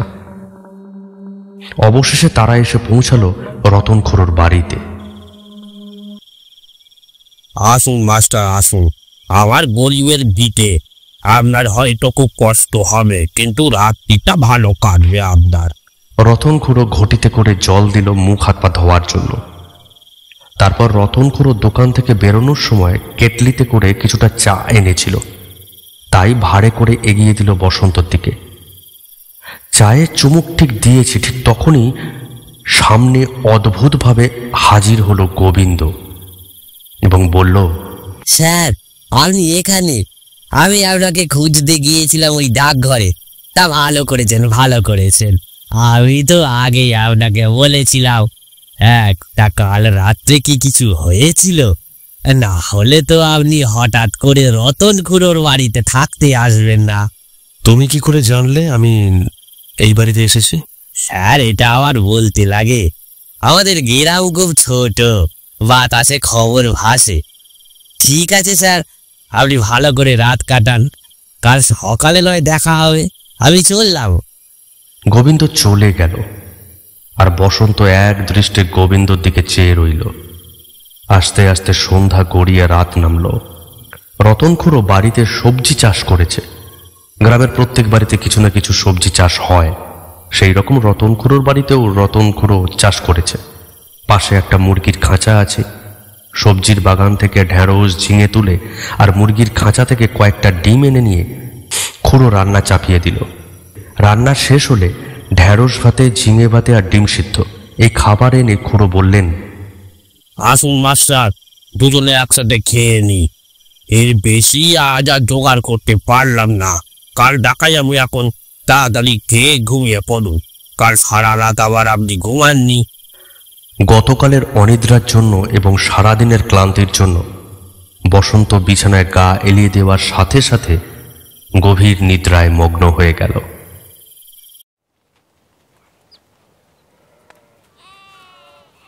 সকালে যখন তার ঘুম ভাঙল তখন দেখল সূর্যকিরণ গাছের পাতায় পড়ে চকচক করছে। সে তাড়াতাড়ি উঠে হাত মুখ ধুয়ে নিল। তারপর রতন খুড়োর সাথে বেরিয়ে পড়ল। খুড়ো এসে দোকান খুলল এবং বসন্ত এসে ডাকঘর খুলল। যে যার কাজ করতে লাগলো। ডাকঘরের বাইরে এবং ভেতরে কোনো রকম কিছু অস্বাভাবিক কিছুই দেখতে পেল না বসন্ত, না বাইরে না ভেতরে। যেখানে যেরকম জিনিস ছিল ঠিক সেই রকমই আছে। মাঝে একবার গোবিন্দ এসে কিছু কথা বলে চিঠি নিয়ে বিলি করার জন্য চলে গেল। আবার আগের দিনের মতো সারা দিনে সমস্ত কাজ শেষ করে রতন খুড়োর সাথে রাতে সে বাড়ি চলে গেল। আবার আগামী সকালে সে ফিরে আসবে। এইভাবেই চলতে থাকলো দিনের পর দিন। এইভাবে দিন পাঁচেক কাটার পর একদিন সন্ধেবেলায় বসন্ত ও রতন খুড়োর বাড়ির দাওয়ায় বসে চা খাচ্ছে। হঠাৎ কোথা থেকে মধু কাঁদতে কাঁদতে এসে ঝাঁপিয়ে পড়ে রতন খুড়োর পায়ে। তাকে কাঁদতে দেখে দুজন মিলে শান্ত করে বসায় মাটির দাওয়ায়। তারপর বসন্ত জিজ্ঞাসা করে যে সে কেন কাঁদছে, কি হয়েছে তার। তখন মধু বলে, বাবু আমার বিকেল থেকে মেয়েকে খুঁজে পাওয়া যাচ্ছে নি গো। সব জায়গায় খুঁজলাম, কাটা বিলের ধারে, যেখানে গরু চড়াতে যাই সেই মাঠে। গরু আছে কিন্তু আমার মেয়ে মালতী নেই বাবু। বাবু আমার মেয়েটাকে কেউ গুম করেছে বাবু। এটা শুনে বসন্ত সোজা হয়ে বসল। এখানে আসার পর থেকেই সবার মুখেই সে শুনে আসছে এই গ্রামের বউরা মেয়েরা নিখোঁজ হয়ে যাচ্ছে। তারপর আর তাদেরকে খুঁজে পাওয়া যাচ্ছে না। কিন্তু শুধু শুনেই এসেছে এতকাল। আজ বাস্তবে দেখল। তড়িঘড়ি করে বসন্ত আর রতন খুড়ো মধুকে সঙ্গে নিয়ে পুলিশের কাছে গেল। সেখানে গিয়ে রিপোর্ট লেখালো, কিন্তু কিছু সুরাহা হবে বলে মনে হলো না। কারণ পুলিশেরও ওই একই কথা, এর আগেও গ্রামের মেয়েরা বউরা নিখোঁজ হয়েছে, কিন্তু কাউকে আর খুঁজে পাওয়া যায়নি। অনেক তদন্ত হয়েছে কিন্তু নিখোঁজের কোনো সুরাহা হয়নি। কিন্তু তাই বলে তো আর হাত গুটিয়ে বসে থাকা যায় না। দিনের পর দিন গ্রামের মেয়েরা বউরা নিখোঁজ হচ্ছে, সত্যি কি কিছু করার নেই? মধুকে শান্ত করে বসন্ত তার ঘরে পাঠিয়ে দিল। আর অনেক কিছু চিন্তা করতে লাগলো, কিছুই কুল কিনারা পেল না। পরদিন সকালে আবার রতনখুড়ো এবং বসন্ত একসাথে যে যার কাজে এলো। দুজনের মনই খুবই ভারাক্রান্ত। তারা ভাবলো আজ একবার মধুর বাড়িতে যাবে তারা। সন্ধেবেলায় ডাকঘর বন্ধ করে এবং চায়ের দোকানে ঝাঁপ ফেলে বসন্ত ও রতনখুড়ো তারা হাঁটা লাগালো মধুর বাড়ির উদ্দেশ্যে। মধুর বাড়িতে মাটির দাওয়া, একটা বাতি জ্বলছে। তাতেই দেখা গেল মধু মাথায় হাত দিয়ে বাড়ির দাওয়ায় বসে আছে। বসন্ত আর রতনখুড়োকে দেখে সে কেঁদে উঠল। বাবু, আমার মেয়েটাকে কি আর পাওয়া যাবে নি? কি আমার এমন সব বানাস্তি করলো বাবু? মধুর প্রশ্নের কোনো সঠিক উত্তর তাদের দুজনের কাছেই নেই। তারা বলল মধুকে তাদের সঙ্গে যেতে, কিন্তু মধু যেতে রাজি হলো না। বসন্ত আর রতনখুড়ো ফিরে এলো রতনখুড়োর বাড়িতে। আজ রতনখুড়ো লক্ষ্য করল বসন্তর চোখে ভয় নেই, যেন আছে কিছু একটা প্রশ্ন এবং সতর্কতা। মাটির দাওয়ায় বসে দুজনে চা খাচ্ছিল। হঠাৎ করেই বসন্ত রতনখুড়োকে জিজ্ঞাসা করল, একটা জিনিস আপনি লক্ষ্য করেছেন খুড়ো? কি বলুন তো? আচ্ছা, আগে একটা কথা বলুন, আমি আসার কতদিন আগে এই গ্রামের মেয়েরা বা বউরা নিখোঁজ হয়েছিল? এই 2-3 দিন আগে। আপনি আসার 2 দিন আগে বংশীর মেয়েটা নিখোঁজ হলো। আচ্ছা, এবার ভালো করে ভাবুন। আমি পোস্ট অফিসে ঢুকলাম, আমি ডিউটি জয়েন করলাম, তার মধ্যে আর কোনো মেয়ে বা বউ নিখোঁজ হয়নি। আমি যতদিন ওই পোস্ট অফিসে ছিলাম ততদিন নিখোঁজের কোনো খবর পাইনি। সত্যি বলতে আমিও তো বিশ্বাস করেছিলাম না, কারণ আমি এই গ্রামে আসার পর কোনো মেয়ে নিখোঁজ হয়নি। কি করে বিশ্বাস করতাম? যদি না মধুর মেয়ে নিখোঁজ হতো। আবার নিখোঁজ হওয়া শুরু করলো যবে থেকে আমি আপনার বাড়িতে এসে বসবাস শুরু করলাম। কোথাও কিছু গন্ডগোল লাগছে খুড়ো? এতগুলো মেয়ে নিখোঁজ হয়ে যায় কোথায়? আর সবচেয়ে আমার মনে খটকা লাগছে, আমি আসার 2 দিন আগে পর্যন্ত মেয়ে নিখোঁজ হয়েছে। আমি আসার পরেই মেয়ে নিখোঁজ হওয়া বন্ধ হয়ে গেল। আবার শুরু হলো যখন আমি আপনার বাড়িতে থাকতে এলাম। মানে আমি ওখানে থাকলে মেয়ে নিখোঁজ হচ্ছে না। আমি তো প্রতিদিনই দিনের বেলা ওখানে থাকি, মানে রাত্রেবেলা থাকলে মেয়ে নিখোঁজ হচ্ছে না। তার মানে পোস্ট অফিসে কিছু গন্ডগোল আছে, বা কেউ চাইছে আমি রাত্রেবেলায় পোস্ট অফিসে না থাকি। এই জন্যই হয়তো ভূতের ভয় আমাকে দেখানো হয়েছে। না হলে রাত্রের বেলায় গলায় দড়ি দেওয়া মানুষটা দিনের আলো ফোটার সঙ্গে সঙ্গে যায় কোথায়? গাছ থেকে নামালোই বা কে লাশটাকে? আমি যা বলছি আপনি বুঝতে পারছেন খুড়ো? হ্যাঁ, বুঝতে পারছি বাচ্চা, কিন্তু যেটা বুঝছি সেটা যদি হয় তো খুব ভয়ঙ্কর ব্যাপার। ওসব ভূত প্রেত কিছু নয় খুড়ো, ওই পোস্ট অফিসেই আছে মেয়ে নিখোঁজ হওয়ার কাহিনী। তার সাথে আছে আগের পোস্ট অফিসের পোস্টমাস্টারদের খুন হওয়ার কাহিনী। তার সাথে আমাকে ভয় দেখিয়ে ওই ডাকঘর থেকে বের করার কাহিনী।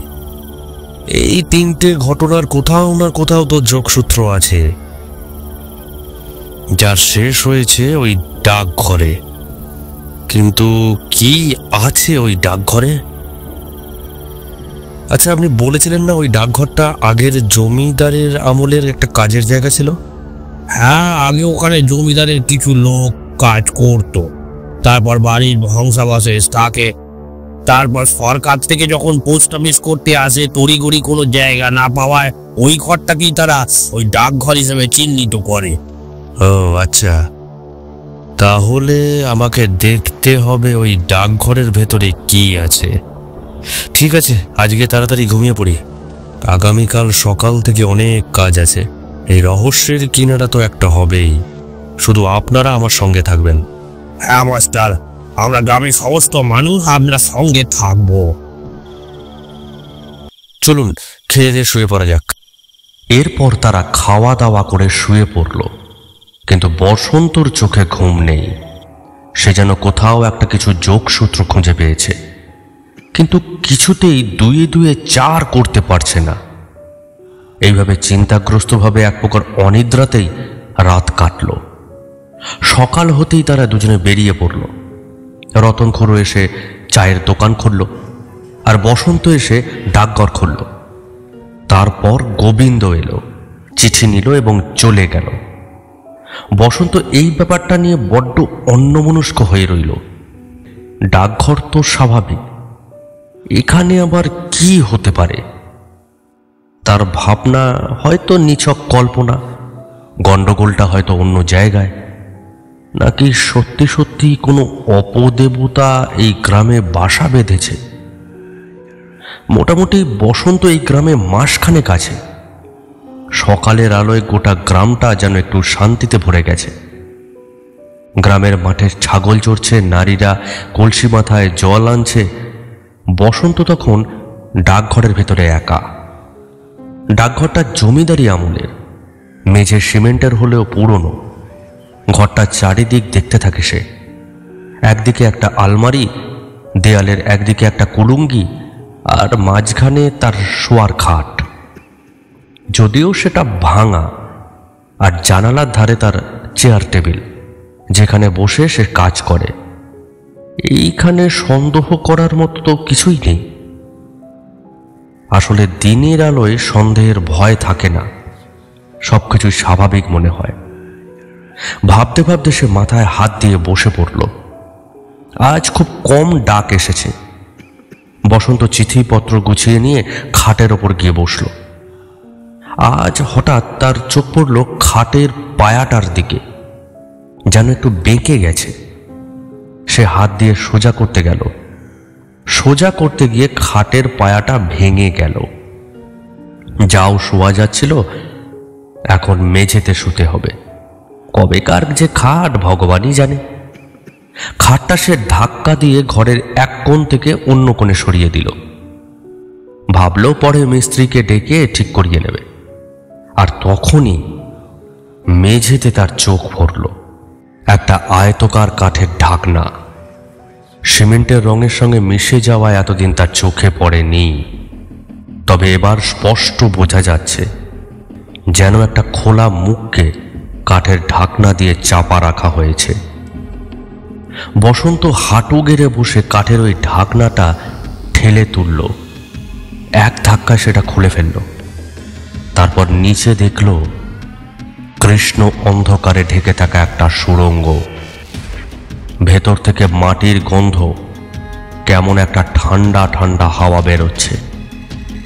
বসন্ত তাড়াতাড়ি করে টর্চ জ্বালিয়ে আলো ফেলে দেখল ইট দিয়ে বানানো হয়েছে সিঁড়ি, আর সেটা নেমে গেছে নিচের দিকে। সেটা দেখে সে একটু চমকে গেল। চারিদিকে পাখির ডাক, বাইরে আলো, আর তার সামনে এই খোলা মুখ গহ্বরের। কৌতূহলী হয়ে সে ধীরে ধীরে নিচে নামতে লাগলো সিঁড়ি দিয়ে। প্রতিটি ধাপে পায়ের শব্দ একটা গা ছমছমে প্রতিধ্বনি তুলতে থাকলো। আর সুড়ঙ্গটা যত নিচে যায় তত যেন অতীতের অন্ধকার তাকে গিলে ফেলতে চায়। 5-6 ধাপ নেমেই সে দেখে একটা ছোট কক্ষ। ভেতরে ঝুলছে একখানা পুরনো লণ্ঠন, ধুলোর আস্তরণে অচেনা রং, আর এক কোণে একটা টিনের বাক্স। আর মেঝেতে পড়ে আছে দড়ি, মেয়েদের ওড়না আর ভাঙা কাঁচের চুড়ির টুকরো। হাতে টর্চ নিয়ে সে দেখতে থাকলো এইসবগুলো। ডাকঘরের নিচে এইরকম একটা সুড়ঙ্গ আছে, এটা বসন্তের কল্পনাতেই সে আনতে পারে না। আবার সুড়ঙ্গর মধ্যে কাঁচের চুড়ি, দড়ি, ওড়না, এইগুলো এলো কোথা থেকে? কবে থেকে এগুলো এখানে আছে? কৌতূহলী হয়ে চারিদিকে টর্চের আলো ফেলতে ফেলতে সে এগোতে থাকলো। অনেকটা এগোনোর পর সুড়ঙ্গ আরো বেড়ে যেতে লাগলো। তখন সে থমকে দাঁড়িয়ে পড়ল। এই সুড়ঙ্গের শেষ কোথায়? গভীর অন্ধকারে দাঁড়িয়ে তার মনে হতে লাগলো এ যেন একটা অতল গহ্বর, কিন্তু এর শেষটা কোথায়? সে আর একা এগোতে সাহস পেল না। সে সে ভাবল এ বিষয়টা রতন খুড়োর সাথে কথা বলতে হবে। সে তাড়াতাড়ি ফিরতে লাগলো, সুড়ঙ্গ দিয়ে তাড়াতাড়ি ওপরে উঠে এলো এবং সুড়ঙ্গের মুখে চাপা দিয়ে খাটটা আবার সরিয়েছিল, সেটাকে ঠিক ওই জায়গায় রেখে দিল। কোনো রকমে কাঠের পায়াটা সে লাগিয়ে দিল। দিনের বেলাতেও সে ভয়ে থরথর করে কাঁপছে। সে আর অপেক্ষা করল না, ডাকঘরের দরজায় তালা লাগিয়ে খুড়োর দোকানে ছুটে চলে গেল। গিয়ে বলল, জল খুড়ো, খুড়ো জল, খুড়ো জল, একটু জল দিন খুড়ো, একটু জল দিন, একটু জল দিন খুড়ো। কি হলো? জল দিন, জল দিন, জল দিন খুড়ো একটু। আরে আস্তে আস্তে আস্তে। অনেক কথা আছে খুড়ো, আমি ডাকঘর বন্ধ করে আসছি, আপনিও দোকান বন্ধ করুন, এক্ষুনি বাড়ি চলুন, অনেক কথা আছে। এখন দোকান বন্ধ করে বাড়ি যাব? হ্যাঁ, যা বলছি তাই করুন, তাড়াতাড়ি করুন। আমিও পোস্ট অফিসটা বন্ধ করে আসছি, আপনার বাড়ি গিয়ে অনেক কথা আছে আপনাকে বলবো। তাড়াতাড়ি করুন, তাড়াতাড়ি বন্ধ করুন দোকান, আমি এক্ষুনি আসছি খুড়ো। বসন্ত ঊর্ধ্বশ্বাসে পোস্ট অফিসের দিকে ছুটে গেল এবং সমস্ত কিছু কাগজপত্র গুছিয়ে পোস্ট অফিসের গেটে তালা দিয়ে আবার ফিরে এলো রতন খুড়োর কাছে। খুড়ো তখন দোকানের ঝাঁপ বন্ধ করছে। তারপর দুজনে মিলে বাড়ির দিকে হাঁটা দিল। তাড়াতাড়ি হেঁটে তারা দুজনেই বাড়ি পৌঁছাল। তারপর বসন্ত খুড়োকে ডেকে নিয়ে যায় একটা ঘরে। তারপর রতন খুড়ো বলে, কি হয়েছে মাস্টার, একটু খুলে বলুন তো। কিনি খুড়ো, আমি আপনাকে যা যা প্রশ্ন করবো ঠিক ঠিক জবাব দেবেন, কারণ এই প্রশ্নগুলোর উত্তর সত্যি আমার জানা চাই। আর এই প্রশ্নের উত্তরগুলো যদি সঠিক হয় তাহলে এই গ্রামের মেয়েরা বউরা নিখোঁজ হচ্ছে তার কিনারা হয়ে যাবে। আচ্ছা খুড়ো, আপনি বলেছিলেন ওই পোস্ট অফিসটা জমিদারের আমলে, মানে আপনাদের গ্রামে যে জমিদার ছিল তার আমলের, তাই তো? হ্যাঁ, তাই তো জানি, আমার বাপ ঠাকুরদার মুখেও এটা শুনেছি। তা কত বছর আগেকার এই জমিদার বাড়ি? তা প্রায় 200-250 বছর আগেকার। তার থেকে বেশিও হতে পারে, আবার কমও হতে পারে। তাই এইসব কথা আপনি জিজ্ঞাসা করছেন কেন মাস্টার? কারণ আছে খুড়ো, দেখুন যেহেতু এটা অনেক বছর আগেকার একটা জমিদার বাড়ি, তাই বাড়ির ভেতরে পুরনো দিনের কিছু পাওয়া যেতেই পারে। হ্যাঁ, তা তো পাওয়া যেতেই পারে, কিন্তু এই বাড়িতেও একেবারে ফাঁকাই পড়েছিল। যখন ডাকঘর ওই বাড়িতে বসে তখন তো ফাঁকাই ছিল, না জমিদারির কিছু ছিল না জমিদারিত্ব কিছু ছিল। কিন্তু এখন কি হয়েছে বলুন তো? খুড়ো, ওই বাড়িটা কিন্তু সাধারণ বাড়ি নয়, ওই বাড়ির ভেতরে লুকিয়ে আছে অনেক রহস্য। কি বলছেন, একটু খোলসা করে বলুন তো। খুড়ো, ওই বাড়িটার নিচে একটা সুড়ঙ্গ আছে। সুড়ঙ্গ ওই বাড়ির নিচে? হ্যাঁ খুড়ো, আজ সকালে আমি যখন পোস্ট অফিস খুলি সব কাজকর্ম করছিলাম, তবে পোস্ট অফিসে আজ একটু কাজকর্ম কম ছিল, তাই কাজ শেষ করে আমি খাটের ওপর গিয়ে বসলাম। খাটের পায়াটা একটু বাঁকা ছিল, এমনিতেই জরাজীর্ণ একটা খাট। ভেবেছিলাম পরে কোনো মিস্ত্রিকে ডেকে নিয়ে ঠিক করিয়ে নেব, কিন্তু এত কিছু সমস্যা মাথার ভিতরে ঘুরছে যে আর মিস্ত্রিকে ডাকাই হয়নি। তাই বাঁকা খাটের পায়াটা সোজা করতে গেলাম, কিন্তু পায়াটা ছেড়ে আমার হাতে চলে এলো। ভাবলাম আমার আর কিছু করার নেই, মিস্ত্রিকে এবার ডাকতেই হবে। তাই খাটটাকে মাঝখানে না রেখে দেওয়ালের একদিকে টেনে সরিয়ে দিলাম। আর সরানোর পরই আমার চক্ষু চড়ক গাছ। খাটের ঠিক নিচে একটা কাঠের তক্তা দেখলাম, তার মধ্যে একটা ছোট্ট হাতল লাগানো। হাতলটা ধরে টানতেই কাঠের ঢাকনাটা খুলে গেল। আর তারপর যা দেখলাম তা শুনলে আপনি অবাক হয়ে যাবেন। ওই ঢাকনাটার নিচে একটা বড় সুড়ঙ্গ মাটির নিচ দিয়ে গেছে। সিঁড়ির ধাপ আছে নিচে নামার জন্য। আমিও টর্চ নিয়ে সিঁড়ির ধাপ দিয়ে নিচে নামতে লাগলাম। কিছুটা নামার পর টর্চের আলোয় দেখলাম মাটিতে পড়ে আছে দড়ি, মেয়েদের ওড়না, ভাঙা কাচের চুড়ির টুকরো। এইসব দেখে শুধুমাত্র যে অবাক হলাম তাই না, ভাবলাম এগুলো এলো কোথা থেকে। তারপর টর্চের আলো ফেলে এগিয়ে গেলাম। যতই এগোই সুড়ঙ্গটা আর শেষ হয় না। আর বেশি না এগিয়ে আমি বাইরে চলে এলাম। বলেন কি? হ্যাঁ খুড়ো, কাঁচের চুড়ির ভাঙা অংশ, মেয়েদের ওড়না, এইগুলো নিশ্চয়ই 200-250 বছরের পুরনো নয়। আর যদি 200-250 বছরের পুরনো হয়েও থাকে সেগুলো এতদিনে মাটি হয়ে যেত। এগুলো আজকালকার এখনকার দিনের জিনিস, হয়তো যেন দেখে মনে হচ্ছিল মাসখানেক আগেকার। এই কার জিনিস? কিন্তু এই জিনিসগুলো যদি মেয়েদের হয়ে থাকে তাহলে নিশ্চয়ই কোনো মহিলা ওখানে ছিল, কিন্তু মহিলাটা ঢুকলো কি করে ওখানে? তার মানে এই সুড়ঙ্গের খবর অন্য আর একজন কেউ জানে। কোথায় যেন 2 2 4 করতে পারছে খুড়ো। আচ্ছা খুড়ো, পোস্ট অফিসের সামনের দিকে তো পূর্ব দিক, অনেক গ্রামবাসীদের বাড়ি আছে, মাঠ। উত্তর দিক হচ্ছে আপনাদের বাড়ি এবং আরো অনেক গৃহস্থের বাড়ি আছে। দক্ষিণ দিকে আদিবাসী পাড়া। ডাকঘরের পশ্চিম দিক অর্থাৎ ডাকঘরের পিছন দিকে কি আছে খুড়ো? ডাকঘরের পেছন দিকে একটা ছোট জঙ্গল আছে, তারপর গ্রামের শ্মশান, তারপর একটা খাল, তারপর বড় রাস্তা। আচ্ছা, বুঝলাম। কি বুঝলেন সেটা আপনি জানেন, তবে এইটুকু বুঝতে পেরেছি আপনি কাউকে না কাউকে সন্দেহ করতেন, আর এই পুরো ঘটনার কিনারা হয়তো আপনি করে ফেলবেন। তার জন্য আপনাদের সঙ্গে চাই খুড়ো। গ্রামের 2 4 জন জওয়ানকে আমার সঙ্গে চাই। আশা করছি ধরে ফেলতে পারবো। কি ধরে ফেলতে পারবেন? কাকে ধরবেন? কাউকে সন্দেহ করতেন নাকি? সন্দেহ তো করি। কে সে? গোবিন্দ। মানে গ্রামের মেয়েরা নিখোঁজ হওয়ার পেছনে গোবিন্দর হাত আছে? শুধু নিখোঁজ হওয়া নয়, আগের পোস্টমাস্টারদের খুন, আমাকে ওই ডাকঘর থেকে তাড়িয়ে আপনার বাড়িতে আনা, সব কিছুই আস্তে আস্তে পরিষ্কার হচ্ছে। আপনি শুধু কাল সকালে 4 জন যুবককে আমার সঙ্গে দেবেন।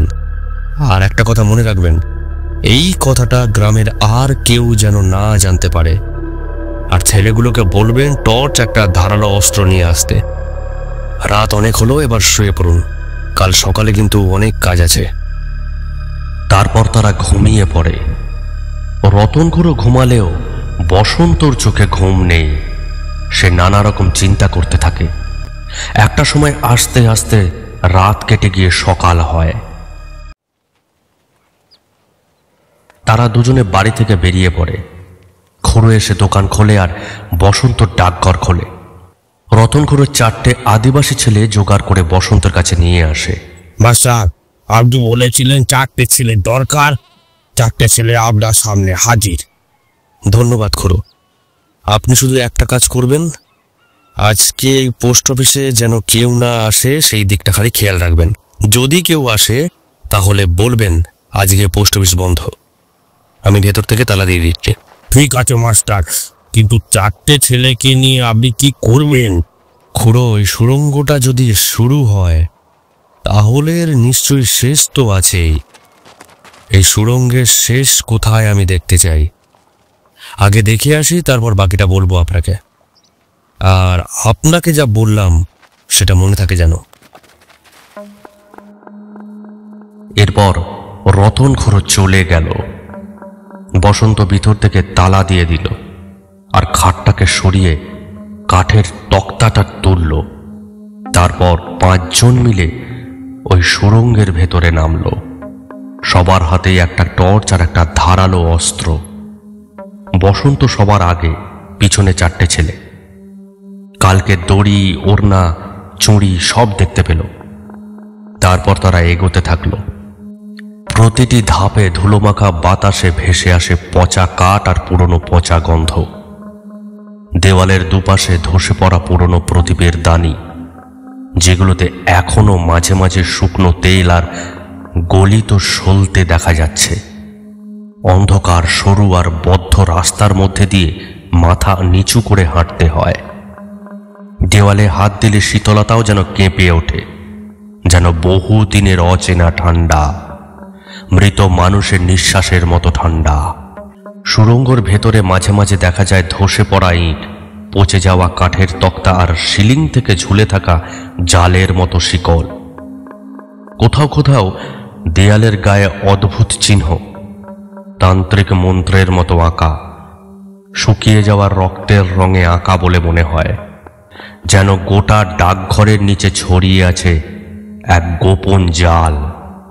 হয়তো এই সুড়ঙ্গ দিয়েই জমিদারেরা বিপদের সময় পালিয়ে যেতেন।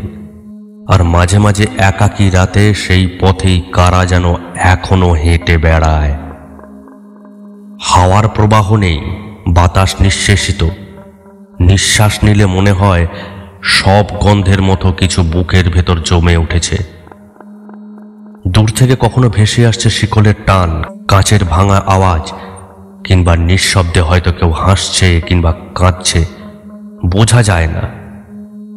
একটা বাঘ ঘুরতে তাদের চোখে পড়ে আলোর রেখা। ওরা চারজনে আরো তাড়াতাড়ি এগোতে থাকে। শেষে এসে সুড়ঙ্গ শেষ হয় একটা খালের ধারে। তারা সুড়ঙ্গ দিয়ে বেরিয়ে খোলা আকাশের নিচে আসে। তাদের চোখে পড়ে একটা ঘাট, আর ঘাটের প্রান্তে একটা নৌকো বাঁধা আছে। তখন বসন্তর মনে পড়ে রতন খড়ুর কথা। এই খালের পরেই আছে বড় রাস্তা। তার মানে পুরো সুড়ঙ্গটা তৈরি হয়েছে জঙ্গল আর শ্মশানের নিচ দিয়ে। এটাই তার জানার ছিল। সব দেখে শুনে তারা আবার 5 জন ফিরতে লাগলো। যে পথ দিয়ে এসেছিল সেই পথ দিয়ে তারা ফিরে আসতে লাগলো। তারপর উঠে আসে ডাকঘরের মধ্যে। তারপর ডাকঘরে যেখানে যেমন ছিল ঠিক সেই রকম ভাবে রেখে দেয় তারা। তারপর ডাকঘর থেকে বেরিয়ে আসে। বসন্ত ডাকঘরের চাবি দিয়ে রতন খুড়োর দোকানে আসে এবং বলে, খুড়ো, এক্ষুনি দোকান বন্ধ করে পুলিশ স্টেশন যেতে হবে, অনেক কাজ আছে। তার আগে মধুর সঙ্গে একবার কথা বলা দরকার। আপনি এক্ষুনি চলুন আমার সঙ্গে। খুড়ো দোকান বন্ধ করে বসন্তকে নিয়ে মধুর বাড়িতে যায়। তারা গিয়ে দেখে মধু দাওয়াতে বসে আছে। বসন্ত বলে, মধু, ওঠো, অনেক কাজ আছে। বাবু, আমার মেয়েকে পাওয়া গেছে? শুধু তোমার নয়, সব মেয়েকেই পাওয়া যাবে। তার জন্য তোমাকে যে কথাগুলো বলবো সেগুলো অক্ষরে অক্ষরে পালন করবে। তুমি গ্রামের যুবকদের নিয়ে ডাকঘরের সামনে গভীর রাতে আড়ালে আবডালে বন জঙ্গলের মধ্যে লুকিয়ে থাকবে, আর লক্ষ্য রাখবে ডাকঘরের দিকে। আর আমার ইশারা। কি, পারবে তো? খুব পারবো বাবু, খুব পারবো। আমরা এখন যাচ্ছি পুলিশের কাছে। পুলিশকে নিয়ে আমরা পৌঁছাবো ওই ডাকঘরের সামনে। আজ সারা রাত সবাইকে জেগে থাকতে হবে। এই গ্রামকে অভিশাপ মুক্ত করতেই হবে। আমরা চললাম, তোমরা কিন্তু সবাই তৈরি থেকো, আর ওখানে চলে আসবে অবশ্যই। এই সব কিছু বলে তারা চলে যায় পুলিশ স্টেশনে। আস্তে আস্তে সন্ধ্যা নামছে। চারিদিক মুখরিত হচ্ছে ঝিঝি পোকার আওয়াজে। বসন্ত, রতন খুড়ো এবং পুলিশ ওই ডাকঘরের সামনে আসে। তারপর তারা অন্ধকারে মিলিয়ে যায়। তারা সবাই চোখ রাখে অন্ধকারে নিমজ্জিত ডাকঘরের দিকে। সবাই সতর্কতার দৃষ্টিতে তাকিয়ে থাকে ডাকঘরের দিকে। রাত তখন অনেক গভীর। চারিদিকে নিস্তব্ধ, কোথাও টু শব্দটি নেই। ওরা সবাই লুকিয়ে আছে ডাকঘরের সামনের বন বাদারে। হঠাৎ করেই তারা লক্ষ্য করে ডাকঘরের পেছন থেকে একটা কালো ছায়া বেরিয়ে আসছে। এটা দেখে সবাই হকচকিয়ে যায়। যে বেরিয়ে আসছে তার চলনে যেন যথেষ্ট সতর্কতা। ছায়া মূর্তিটা আস্তে আস্তে ডাকঘরের সামনে আসে। আম গাছের দিকে একবার তাকায়, তারপর কিছুক্ষণ দাঁড়িয়ে যেই পা বাড়াতে যায় সামনের দিকে, অমনি 10-12টা টর্চ একসাথে তার মুখের উপর জ্বলে ওঠে। ছায়ামূর্তি হতচকিত হয়ে মুখ ঢাকে। বন জঙ্গল থেকে বসন্ত, রতন খুড়ো, দারোগা বাবু এবং গ্রামের লোক বেরিয়ে এসে তাকে চারদিক থেকে ঘিরে ফেলে। সবাই কাছে গিয়ে দেখে আর চেনে মানুষটাকে। গোবিন্দ। গোবিন্দ, তুই তুই এত রাত্রি এখানে কেন? কি করছিস তুই? কি গোবিন্দ? ওড়না, ভাঙা চড়ি, দড়ি এসব নেওয়া হলো? আগে আপনি ওকে ধরে বসুন। খুড়ো, আপনিও বসুন। এই, তোমরাও এখানে বসো। আজ তোমাদের ভালো ছেলে গোবিন্দর গল্প শোনাবো, ঠিক আছে? ইংরাজিতে একটা কথা আছে, জানো তো? First impression is the last impression, মানে প্রথম ছাপই হলো শেষ ছাপ। একটি প্রবাদ বাক্য যা সাধারণত মানুষের প্রথম সাক্ষাতে তৈরি হওয়ার ধারণা বা অনুভূতির ওপর জোর দেওয়া হয়। এটি বোঝায় যে প্রথম সাক্ষাতে কেউ অন্য ব্যক্তি সম্পর্কে যে ধারণা তৈরি করে সেটি প্রায়শই তার শেষ পর্যন্ত স্থায়ী হয়ে থাকে, এবং সেই ধারণা সহজে পরিবর্তন হয় না। যদিও এটা সম্পূর্ণরূপে সত্য নয়, কারণ মানুষ জটিল এবং সময়ের সাথে সাথে তারা সহমত পরিবর্তন করতে পারে। কিন্তু আমার মতামত পরিবর্তন হয়নি, বরং আরো জটিল হয়েছে। আমি যখন এখানে আসি আমার সাথে প্রথম সাক্ষাৎ হয় 3টি মানুষের, মধু, রতন খুড়ো আর গোবিন্দ। এখানে আসা থেকে 2টো সমস্যা আমার সামনে আসে। 1, আগের পোস্টমাস্টাররা খুন। 2, গ্রামের মেয়ে বউরা নিখোঁজ। এই কথা খুড়ো আর মধুর মুখে শুনি, একমাত্র গোবিন্দ ছাড়া। ওকে জিজ্ঞাসাও করেছিলাম, কিন্তু কোনো সদুত্তর পাইনি। মধু রতন খুড়োকে স্বাভাবিক লাগলেও গোবিন্দর চরিত্র আমার মন কেড়ে নেয়।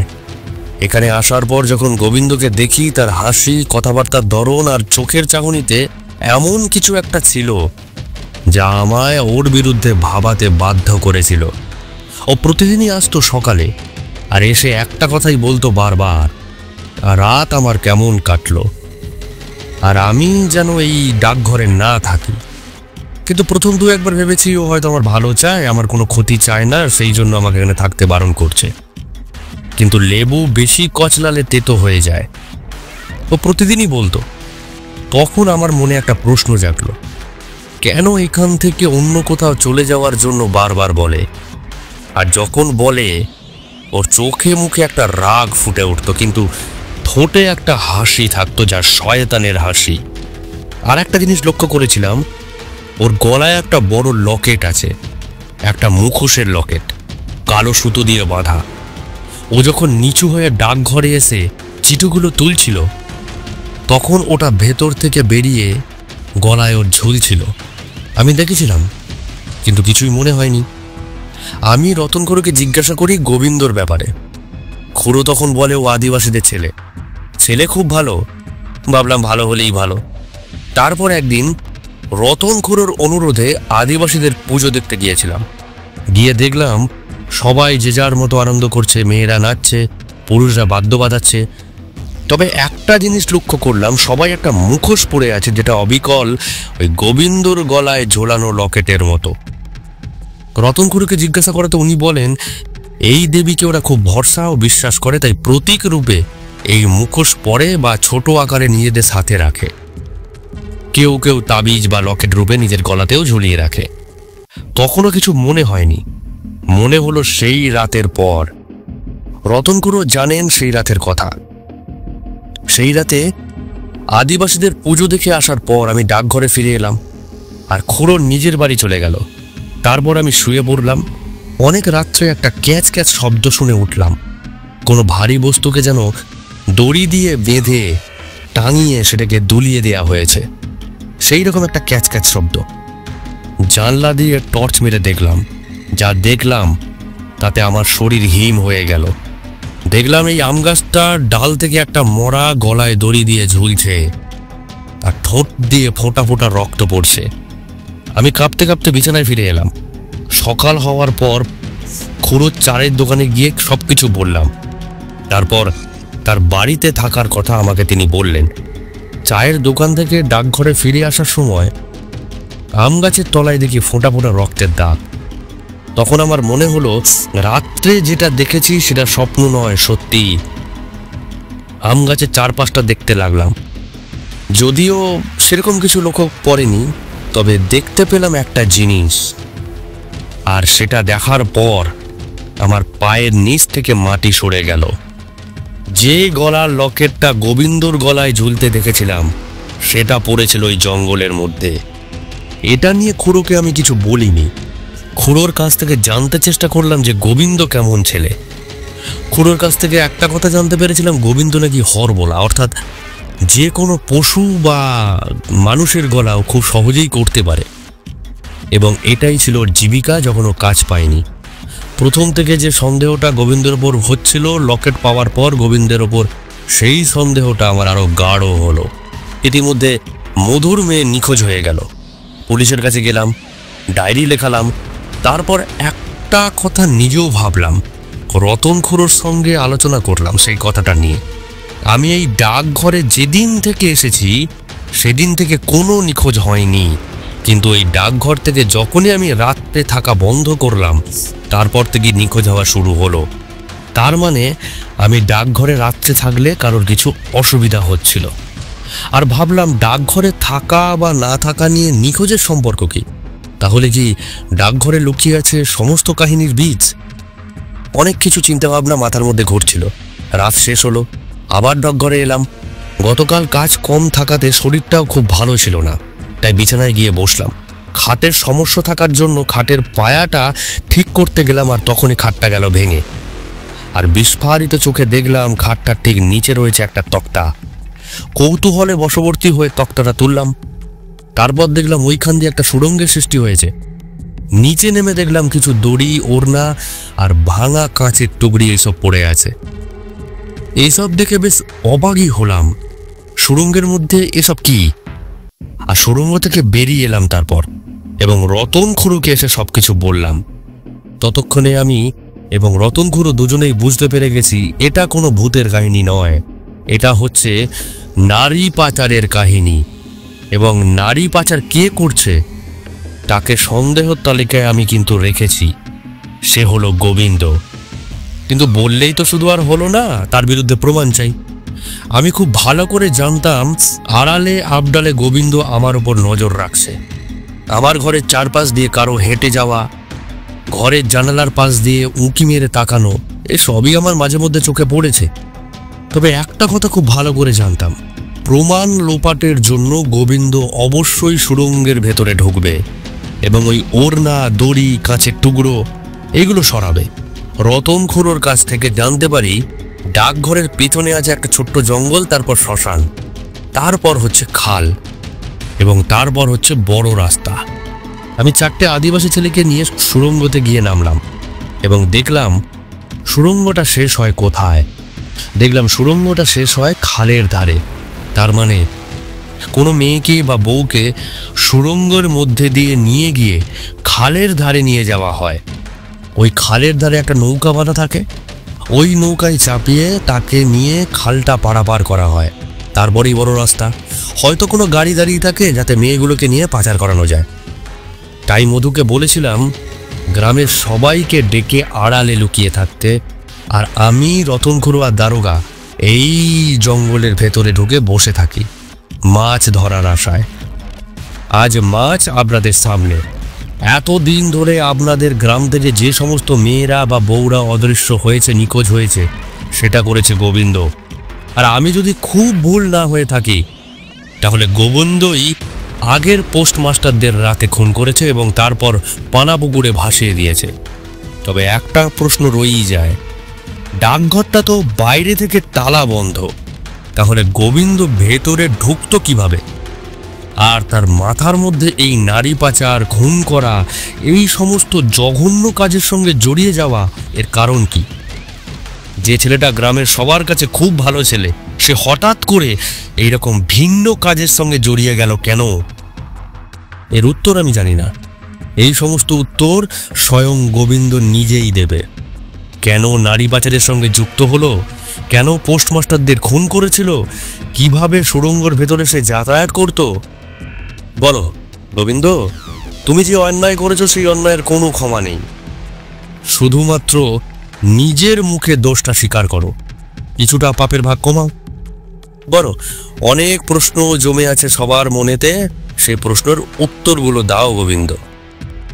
হ্যাঁ, আমি করেছি, বেশ করেছি, সব আমি করেছি।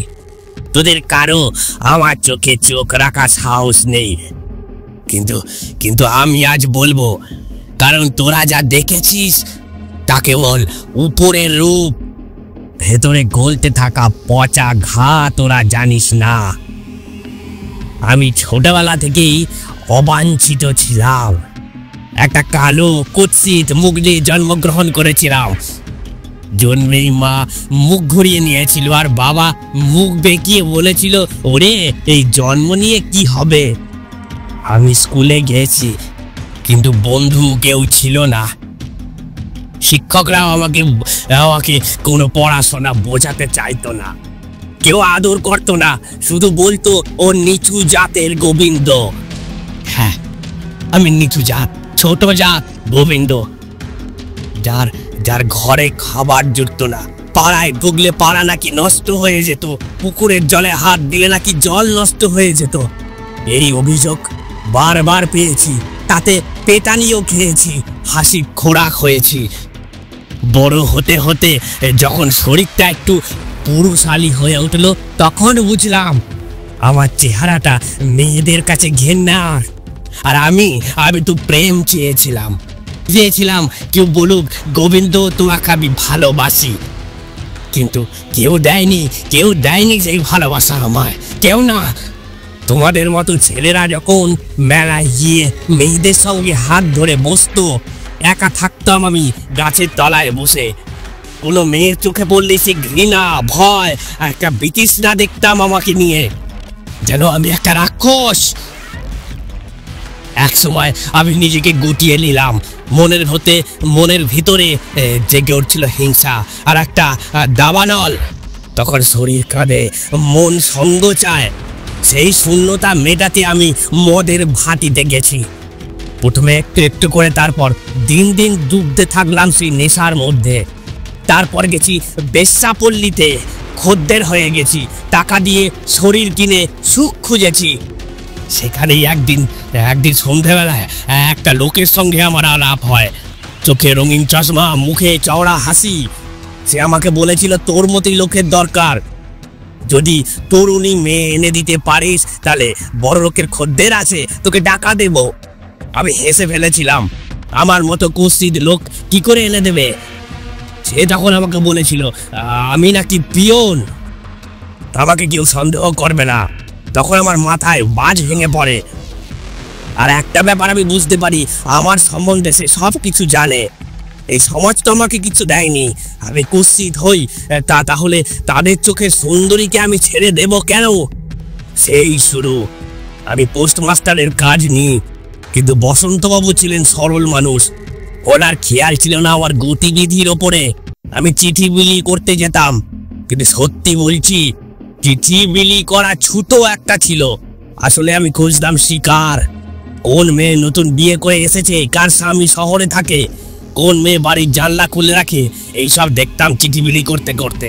তারপর একটা রাত্রে, নির্জন রাত্রে, আমি তাদেরকে ধরে নিয়ে আসতাম। গামছা দিয়ে মুখ বেঁধে, চোখে থাকতো আগুন, মেয়েগুলো চিৎকার করতো। কিন্তু তখন আমি মাথার মধ্যে একটা জিনিসও ঘুরতো, আমার জীবন যে পোড়ানো হয়েছে, এখন তোদেরকেই শাস্তি পেতে হবে।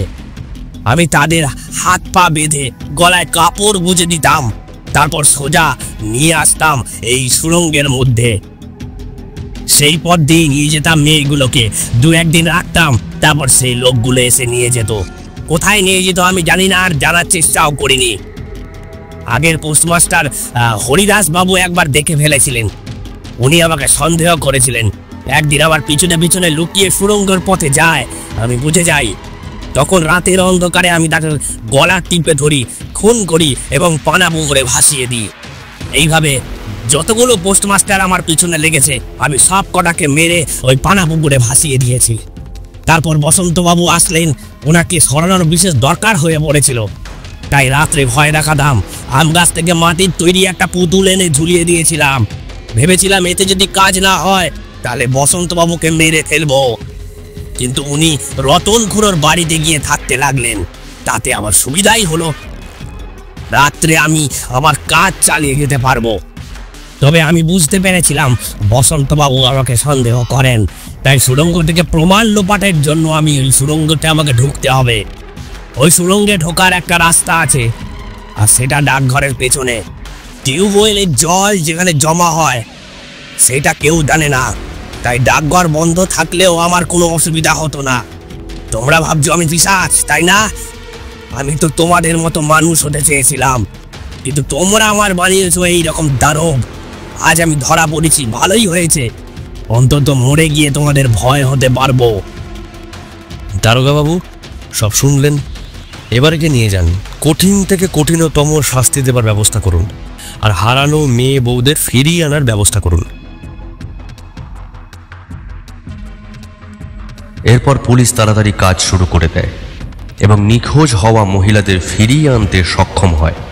এই নারী পাচারে এমন কিছু নাম উঠে আসে যা শুনে পুলিশ কর্তাদের চক্ষু চড়ক গাছ। এর মধ্যেই শোনা যায় জেল কাস্টাডিতে গোবিন্দ খুন হয়। কিন্তু একটা কথা বলি, মানুষকে জাত, অর্থনৈতিক অবস্থা বা রূপ দেখে বিচার করা মানবিকতার চরম অবমাননা। যাদেরকে আমরা অবহেলা করি, দূরে ঠেলে দিই, তাদের হৃদয়ে ভেতরেও স্বপ্ন থাকে, ভালোবাসা থাকে, কষ্ট থাকে। সমাজ যখন বারবার কাউকে অপমান করে, তাকে ছোট করে, তার অস্তিত্বকে অস্বীকার করে, তখন সেই মানুষ হয়তো বেছে নেয় এক অন্ধকার পথ। তার থেকেই জন্ম হয় একটা দানবের। গড়ে তোলে আমাদের এই নিষ্ঠুরতা এবং আমাদের অবহেলা, আমাদের অমানবিক সমাজ ব্যবস্থা।